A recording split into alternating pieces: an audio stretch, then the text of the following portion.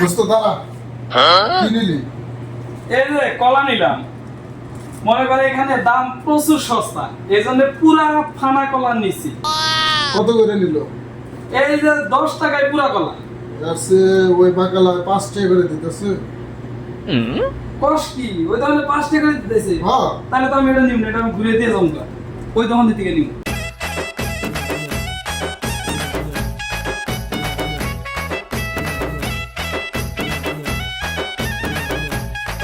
শালা কলা যায় এত সস্তায়, তাহলে আমি 3-এ যাই কলাটা।